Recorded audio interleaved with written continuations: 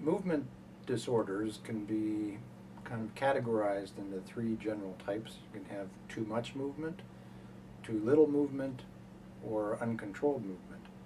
The most common type of movement disorder we see is tremor, which would be too much movement. And tremor then can come in two different varieties.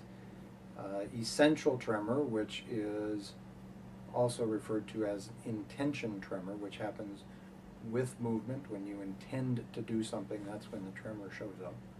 Or a resting tremor, which occurs when your arms or hands are at rest and not involved in some sort of activity.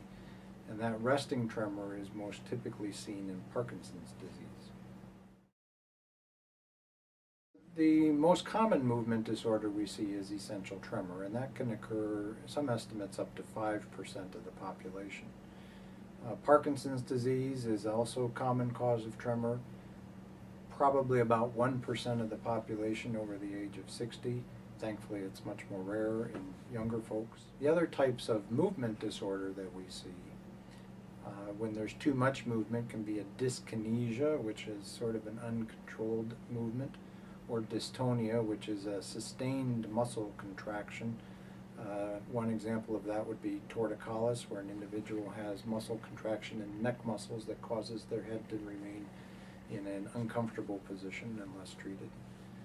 On the other side of the coin, we have the not enough movement, and there actually Parkinson's disease again is probably the most common. Parkinson's can also cause what's known as bradykinesia, or slow movement. And you may have seen someone with Parkinson's who tends to sit very still with very little facial expression other than the movement or tremor of their hands. Essential tremor is often a familial trait, although it may start later in life even if there is no family history. Parkinson's disease is rarely clearly inherited. You may inherit a certain susceptibility or propensity to developing Parkinson's disease, but it's not usually something that runs in families. One thankfully uncommon type of movement disorder that we see is Huntington's chorea. Chorea is sort of a spontaneous movement of the limbs that the individual can't control. There may be quick, sort of classically referred to as dance-like movements. And Huntington's chorea is a dominantly inherited genetic trait. We don't, as yet, really have a cure for the common movement disorders such as essential tremor and Parkinson's disease. We do have medications that may help to control the symptom of essential tremor. They generally reduce the tremor but not necessarily eliminate the tremor.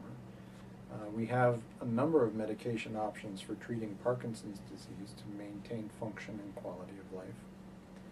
In some cases, the best treatment may be a device called a deep brain stimulator, or DBS, which is an electrode implanted in the brain and attached to a pacemaker in the chest, which can be programmed to help control the tremor without having to worry about medication side effects.